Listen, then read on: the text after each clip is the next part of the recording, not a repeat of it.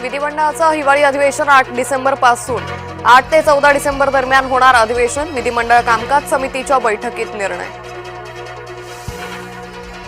एका खासगी कार्यक्रमात फडणवीस राऊतांची भेट. दोघांमध्ये 20 मिनिटं चर्चा. भेटीदरम्यान राज ठाकरेही उपस्थित असल्याची माहिती.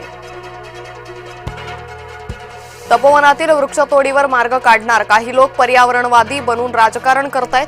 मुख्यमंत्री फडणवीसांचा टोला. वसंतदादा शुगर इन्स्टिट्यूटच्या चौकशीसाठी समिती. 5 सदस्यीय समिती अनुदान विनियोगाची करणार चौकशी. बुलढाणा बोगस मतदान प्रकरणी संजय गायकवाडांच्या मुलावर गुन्हा दाखल. कुणाल गायकवाडसह 7 जणांवर गुन्हे. बोगस मतदान करणाऱ्याला लावलं होतं पळव. दक्षिण मुंबईची वाहतूक कोंडीतून मुक्तता होणार. ऑरेंज गेट ते मरीन ड्राईव्ह बोगदा भुयारीकरणाच्या कामाचा शुभारंभ. फडणवीस शिंदेंच्या हस्ते कामाचा श्रीगणेशा. लोकप्रतिनिधींनी कसं वागावं हे समजलं पाहिजे. आमदार गायकवाड आणि अंगरांचे एकनाथ शिंदेंनी नाव न घेता टोचले कान. भीमा कोरेगाव आयोगासमोर उद्धव ठाकरे गैरहजर. उद्धव ठाकरेंविरोधात अटक वॉरंट काढा. प्रकाश आंबेडकरांच्या वकिलाचा भीमा कोरेगाव आयोगाकडे अर्ज.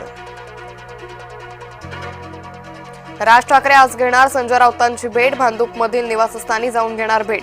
राऊतांच्या तब्येतीची विचारपूस करण्यासाठी भेट होणार. बीएमसीसाठी भाजपमध्ये इच्छुक उमेदवारांची भाऊ गर्दी. मुंबईतील 6 लोकसभा क्षेत्रातून तब्बल 1800 जण इच्छुक.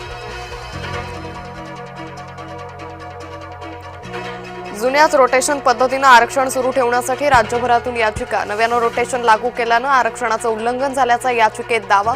मुंबई उच्च न्यायालयाच्या निर्णयाकडे लक्ष.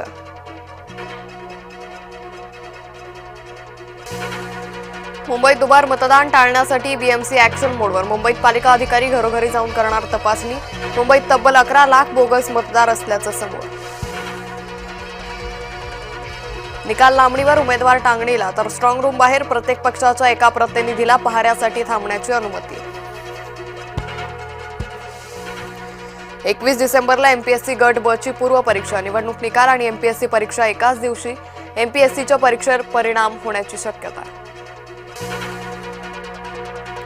कामठी नगर परिषदेची निवडणूक रद्द करून फेरनिवडणूक घेण्याची याचिका. अनुक्रमांकात केलेल्या बदलामुळे मतदार मतदानापासून वंचित. कोर्टाच्या निर्णयाकडे सर्वांचं लक्ष. मालेगावात 14 वर्षीय मुलीवर लैंगिक अत्याचार. 54 वर्षीय नराधम अटकेत. पॉक्सो कायद्याअंतर्गत गुन्हा दाखल.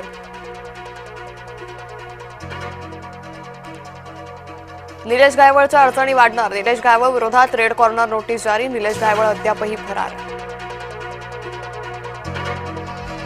पुण्यातील कॅम्प परिसरात बेधुंद गाडी चालकाचा प्रताप. गाडी चालवताना गाडीचा टायर तुटला तरी गाडी पळवत राहिला. चालकावर ड्रंक अँड ड्राईव्हचा गुन्हा दाखल. नवी मुंबईच्या वाशीमध्ये मसाज सेंटरवर पोलिसांचा छापा. वेश्या व्यवसायातून 6 मुलींची सुटका. महिला ऑपरेटर अटकेत. सिंधुदुर्गमधील अंगणेवाडीच्या जत्रेची तारीख ठरली. अंगणेवाडीची जत्रा 9 फेब्रुवारीपासून होणार सुरू. रेल्वे तिकीट बुकिंगसाठी होणार गर्दी. मुंबई पाठोपाठ पुण्याचीही हवा खराब श्रेणीत. पुणे विद्यापीठ शिवाजीनगर भागातील हवा वाईट श्रेणीत. भारत जगातील 5वा सर्वाधिक प्रदूषित देश. डीआरडीओकडून जेट एस्केप सिस्टीमची यशस्वी चाचणी. चंदीगड डीआरडीओनं बनवलंय फायटर जेट एस्केप. विमान अपघातादरम्यान वैमानिकाला वाचवता येणार. केंद्र सरकारनं पंतप्रधान कार्यालयाचं नाव बदलून आता केलं सेवा तीर्थ. पीएमओ सेवा तीर्थ म्हणून ओळखलं जाणार.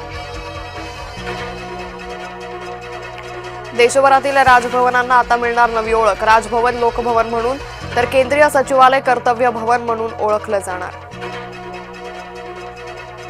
रायपूरच्या मैदानात दुसरा वनडे सामना रंगणार. सामना जिंकून मालिकेत विजयी आघाडी घेण्याची टीम इंडियाला सुवर्ण संधी.